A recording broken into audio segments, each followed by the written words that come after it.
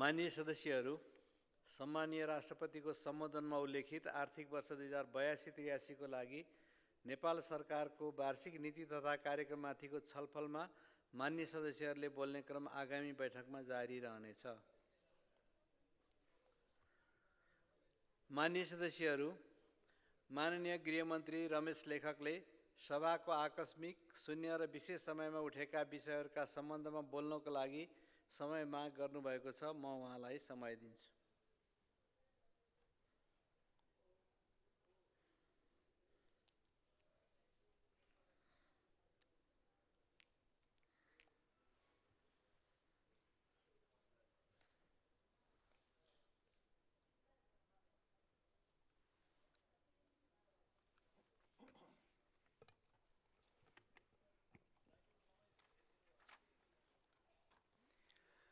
सम्माननीय सभामुख महोदय, समयका लागि धन्यवाद। सम्माननीय सभामुख महोदय, प्रतिनिधि सभाको चालु अधिवेशनको हालसम्म भएका बैठकहरूमा माननीय सदस्यज्यूहरूले उठाउनुभएका गृह मन्त्रालयसँग सम्बन्धित विषयमा जवाब दिन सम्मानित सदनमा उपस्थित भएको छु। सम्माननीय सभामुख महोदय, मैले यस पूर्व पनि सम्मानित सदनमा गृह मन्त्रालयसँग सम्बद्ध विषयमा उठ्ने गरेका जिज्ञासाहरू, चासोहरू, प्रश्नहरूको निरन्तर सम्मानित सदनमा जवाब दिएको छु र अहिले यो अधिवेशन प्रारम्भ भएपछि उठेका केही विषयहरूमा सम्माननीय सभामुख महोदय मार्फत सम्मानित सदनको ध्यान आकृष्ट गर्न चाहन्छु। मेरा धारणाहरू अभिव्यक्त गर्न अनुमति चाहन्छु। नागरिक उन्मुक्ति पार्टी नाउपाका संरक्षक आदरणीय रेशम चौधरीजीको पक्राउको सम्बन्धमा सम्मानित सदनमा विषय उठेको छ। यसबारेमा म के प्रश्न गर्न अनुमति चाहन्छु।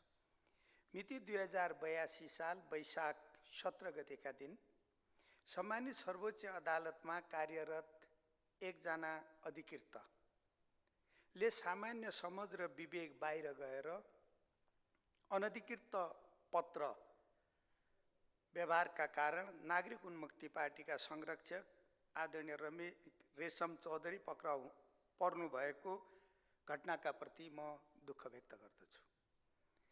उक्त घटनाको सन्दर्भमा प्रहरी महानिरीक्षकले मलाई जानकारी गराए अनुसार सो दिन सर्वोच्च अदालतको चलानी संख्या 19,277 मिति 2082-1-17 उल्लेख भएको पत्र लिएर सम्मानित सर्वोच्च अदालतका शाखा अधिकृत महिमान सिंह बिष्ट प्रहरी प्रधान कार्यालय पुगे। निजले आफ्नो परिचय पत्र नेपाल प्रहरीका महानिरीक्षकलाई देखाए। परिचय पत्र सहित अदालतको आदेश कार्यान्वयन गर्न आएको बताए। त्यसपश्चात प्रहरी महानिरीक्षकले सम्मानित अदालतको आदेश कार्यान्वयन गर्नुपर्ने प्रहरी संगठन र निजको कानुनी दायित्व समेत भएको हुनाले उहाँले यो विषयलाई प्रहरी परिसर काठमाडौँमा पठाए। सोको आधारमा प्रहरी परिसर काठमाडौँको टोलीले उहाँलाई नियन्त्रणमा लिई कारागार कार्यालय दिल्ली बजारमा बुझाएको हो। घटनाका बारेमा प्रहरी महानिरीक्षकबाट मैले जानकारी प्राप्त गर्ने बित्तिकै मैले सम्मानित सर्वोच्च अदालतका रजिस्ट्रारलाई फोन गरी विषयवस्तुका बारेमा, त्यो पत्राचारका बारेमा सोधपुछ गरेको छु। सुरुमा सम्मानित सर्वोच्च अदालतका रजिस्ट्रारले यो विषयका बारेमा अनभिज्ञता प्रकट गर्दै थप विषय बुझेर खबर गर्ने बताउनु भयो। पछि उहाँले उक्त पत्र अदालतको आधिकारिक नभएको र अदालतबाट थप छानबिन भइरहेको जानकारी गराउनु भएको थियो। केही समय पश्चात सम्मानित सर्वोच्च अदालतबाट विज्ञप्ति मार्फत उक्त पत्र आधिकारिक नभएको बेहोरा जानकारी गराइएको र कारागार कार्यालय दिल्ली बजारलाई समेत लेखी पठाए अनुसार रेशम चौधरीजी तत्काल रिहाब हुनुभएको हो।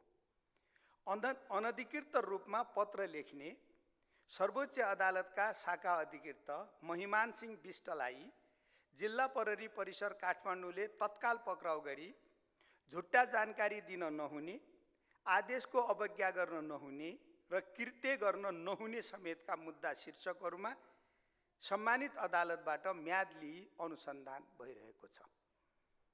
यसअघि सम्मानित अदालतबाट हुने गरेको पत्राचारलाई प्रहरी प्रशासनले तत्काल कार्यान्वयन गरे झैं यस घटनामा पनि सही नियतले कानुनको कार्यान्वयन गर्ने मनसाय बाहेक कुनै पूर्वाग्रह नरहेको सम्मानित सदन समक्ष अनुरोध गर्न चाहन्छु। भविष्यमा यस्ता घटना नदोहोरिनेतर्फ सबैलाई सचक र सचेत बनाएको बेहोरा समेत म सम्मानित सदनमा निवेदन गर्दछु। यस घटनाले आदरणीय रेशम चौधरीजी, उहाँको परिवारजन र साथीहरूलाई जुन असहजता भयो, जुन पीडा भयो, दुःख भयो, त्यसका लागि म पुनः एकपटक सम्मानित सदन समक्ष दुःख व्यक्त गर्न चाहन्छु। सम्मान्य सभामुख महोदय, मिति 2081 चैत्र 15 गतेका दिनमा काठमाडौँको तीनकुने क्षेत्रमा भएको घटनाका सम्बन्धमा केही विषयहरू उठेका छन्।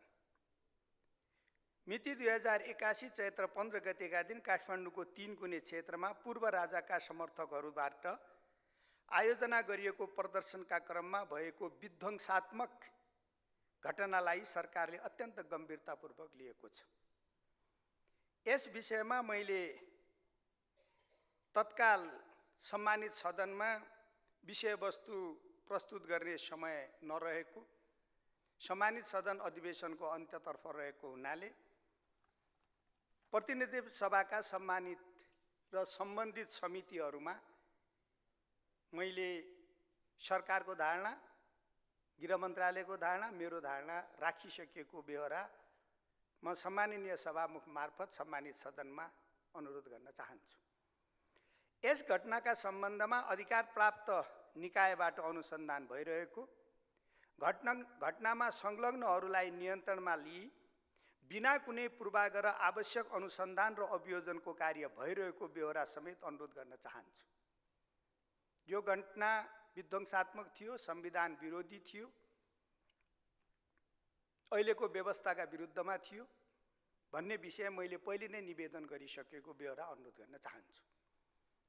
संविधान र व्यवस्था विरोधी अराजक गतिविधिलाई कानुनको दायरामा ल्याई नागरिकमा सुरक्षाको प्रत्याभूति दिलाउने र संघीय लोकतान्त्रिक गणतन्त्रात्मक अधिकारको निर्बाध उपयोग गर्न पाउने वातावरण निर्माण गर्ने कुरामा सरकार प्रतिबद्ध रहेको छ।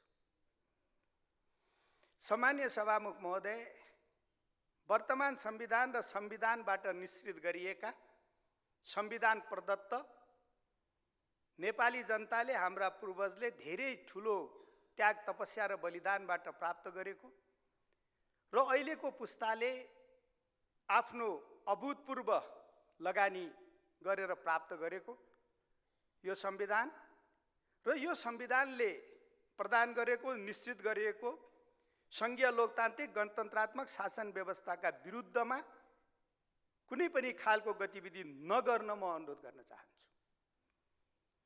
संविधानका विरुद्धमा, संघीय लोकतान्त्रिक गणतन्त्रात्मक व्यवस्थाका विरुद्धमा हुने कुनै पनि गतिविधिहरू, क्रियाकलापहरू सह्य हुने छैनन्। म सरकारका तर्फबाट यो निवेदन गर्न चाहन्छु।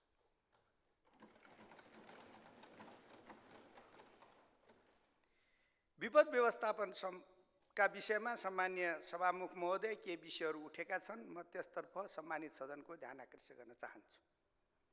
2079 साल कार्तिक 23 गते डोटी, 2080 साल असोज 16 गते बझाङमा गएको भूकम्प र मिति 2080 कार्तिक 17 गते राति जाजरकोट केन्द्र बिन्दु भई गएको भूकम्पबाट भएको ठूलो जनधनको क्षतिको राहत र पुनर्स्थापनका कार्यहरू पछिल्लो दिनमा प्राथमिकताका साथ तीव्रता दिइएको छ। प्रभावित जिल्लाहरूमा अस्थायी आवास निर्माणका लागि जाजरकोटमा रु 1,91,91,75,000, रुकुम पश्चिममा रु 1,61,22,00,000, सल्यानमा रु 7 करोड, बाजुरामा रु 10 करोड 50 लाख र बझाङमा रु 25 करोड, जुम्लामा 1,75,000 गरी हालसम्म जम्मा 3 अर्ब 95 करोड 65 लाख 50 हजार रकम उपलब्ध गराइएको र अन्य जिल्लाहरूमा पनि क्षतिको अवस्था अनुसार रकम उपलब्ध गराइसकिएको ब्यौरा म निवेदन गर्न चाहन्छु। प्रभावित जिल्लाहरूमा विस्तृत क्षति आकलनको कार्य अगाडि बढेको छ। हालसम्म जम्मा 37,938 घरको विस्तृत क्षति आकलन सम्पन्न भएको छ। प्रभावितहरूलाई राज्यका तर्फबाट उपलब्ध गराइने सेवा सुविधा उपलब्ध गराइएको ब्यौरा म अनुरोध गर्न चाहन्छु। बाँकीको छिट्टै सम्पन्न गर्ने प्रक्रिया अगाडि बढाइएको छ। यसैगरी डोटी केन्द्रबिन्दु भई गएको भूकम्पका कारण क्षति भएका 9,681, डडेलधुरामा 85, डोटीमा 1,365, बझाङमा 1,740, अछाममा 5,441 घरधुरीको विस्तृत क्षति आकलन सम्पन्न भइसकेकोमा 1,856 जनासँग सम्झौता भइसकेको अवस्था छ भने छुट भएका 13,576 घरधुरीको विस्तृत क्षति आकलन गर्नका लागि सुदूरपश्चिम विश्वविद्यालयसँग प्रस्ताव माग भई सम्झौता प्रक्रिया अगाडि बढेको छ। मिति 2081 असोज 10 गतेदेखि 13 गतेसम्मको मनसुनका कारण क्षति भएका निजी आवासको सम्बन्धमा सङ्कटग्रस्त क्षेत्र घोषणा भएका 20 जिल्लाका 6,256 घरधुरी अस्थायी आवासका लागि लाभग्राही कायम भएका छन्, जसमध्ये 5,861 लाभग्राहीसँग सम्झौता भई 3,755 जनाले पहिलो किस्ता बापतको अस्थायी आवासको रकम रु 9 करोड 38 लाख 75 हजार पाइसकेको अवस्था छ। काभ्रे जिल्लामा 549 घरधुरी विस्तृत क्षति आकलन सम्पन्न भइसकेको छ भने बाँकी घरधुरीका राष्ट्रिय विपद जोखिम न्यूनीकरण तथा व्यवस्थापन प्राधिकरणबाट 2 दिने तालिम प्रदान गरी प्राविधिक खटाउने तयारी भएको छ। सम्माननीय सभामुख महोदय, वर्षाका कारण हुन सक्ने सम्भावित जोखिमको विषयमा सरकार संवेदनशील रहेको छ। वर्षाका कारण हुन सक्ने सम्भावित क्षति कम हुने गरी सबै जिल्लामा यस सम्बन्धी पूर्व तयारी तथा प्रतिकार्य योजना बनाई कार्य गरिएको छ। विपदका घटना घटेमा तालिम प्राप्त जनशक्ति परिचालन गर्ने र जनशक्तिको सुरक्षा सहित उपलब्ध यन्त्र उपकरणको अधिकतम परिचालन गर्ने गरी तयारी व्यवस्था मिलाइएको छ। देशका विभिन्न जिल्लामा भएका आगलागी, सडक दुर्घटनाका बारेमा माननीय ज्यूहरूले चासो व्यक्त गर्नुभएको छ। ती घटनाहरूमा सुरक्षा निकायले उपलब्ध स्रोत र साधनको सीमाभित्र रहेर यी घटनाहरूको व्यवस्थापन गर्ने, नियमानुसारको राहत उपलब्ध गराउने र आवश्यकता अनुसारको थप अनुसन्धान गर्ने कार्य गरिएको छ। सम्माननीय सभामुख महोदय, सीता जयन्तीका अवसरमा सार्वजनिक विदा सम्बन्धमा पनि यहाँ विषयवस्तु मान्य सदस्यहरूबाट उठेको छ।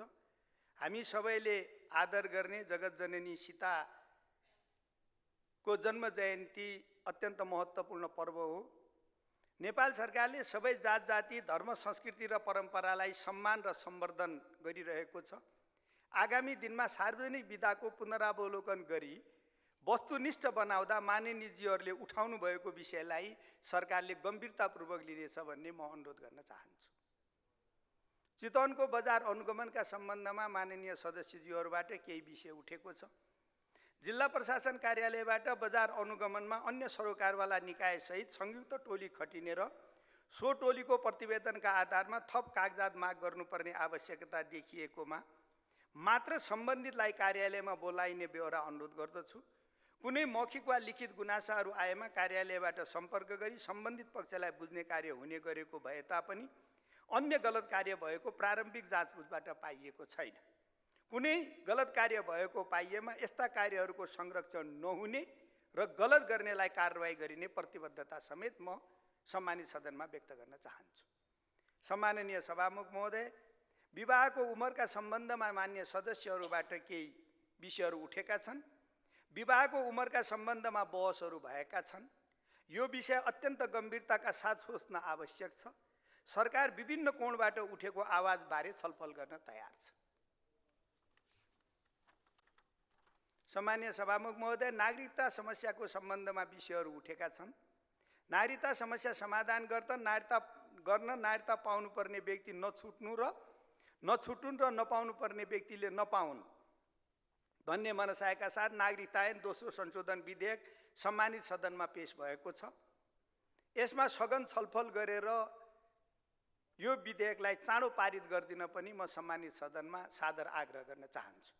सम्मानीय सभामुख महोदय, अन्य विभिन्न आपराधिक घटनाका बारेमा सम्मानित सदनमा विषयहरू उठेका छन्।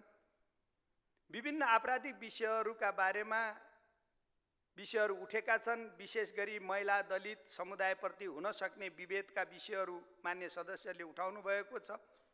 घटनाहरूको निष्पक्ष र छिटो अनुसन्धान गर्न भन्नुभएको छ। सकेसम्म यस्ता घटना घट्न नै नदिने र घटिहालेमा सोको निष्पक्ष छानबिन गरी दोषीलाई कारवाही गर्ने गरी गृह मन्त्रालय र अन्तर्गतका संयन्त्रहरूले काम गरिरहेको बेहोरा जानकारी गराउन चाहन्छु। यसबारेमा सरकार निकै गम्भीर छ, म यो पनि आग्रह गर्न चाहन्छु। माननीयजीहरूले उठाउनुभएका आपराधिक घटनाको बारेमा पनि छिटोभन्दा छिटो निष्पक्ष रूपमा अनुसन्धानलाई टुङ्गोमा पुर्याइनेछ। मान्य सदस्यहरूले टोखामा रकम बरामद भएको विषय समेत अन्य पनि केही विषय उठाउनु भएको छ। टोखामा जुन गैरकानुनी रकम प्राप्त भयो, वास्तवमा नेपालमा यति ठुलो सङ्ख्यामा गैरकानुनी रकम यसरी प्राप्त भएको विरलै घटनाहरू छन्। यसले जुन तस्करीको चेन थियो त्यो चेनलाई ब्रेक गर्ने काम भएको छ र यस्ता खालका कुनै पनि अपराधजन्य र तस्करीपूर्ण घटनामा सरकार अत्यन्त गम्भीरतापूर्वक सचेतनापूर्वक कारवाही गर्ने र अपराधजन्य घटनाहरूका बारेमा आवश्यक अनुसन्धान छानबिन गरेर कानुनी कारवाही गर्नका लागि दृढ सङ्कल्पित छ, प्रतिबद्ध छ। म यो पनि अनुरोध गर्न चाहन्छु। अन्तमा सम्मानीय सभामुख महोदय, माननीय सदस्यज्यूहरूले सम्मानित सदनमा विविध विषयहरू उठाएर जुन सरकारको ध्यान आकर्षण गर्ने काम गर्नुभएको छ, यसले सरकारलाई काम गर्नका लागि थप ऊर्जा, गति र मार्ग निर्देश प्रदान गरेको छ र सरकार हमेसा यस्ता विषयहरूमा मान्य सदस्यहरूले उठाउनु भएको विषयमा अत्यन्त गम्भीर छ, सचेत छ, सजग छ र मान्य सदस्यहरूले उठाउनु भएको विषयलाई गम्भीरतापूर्वक लिएर अगाडि बढ्ने कुरा पनि म सम्मानित सदनमा निवेदन गर्दै बिदा हुन्छु। धन्यवाद। जय नेपाल।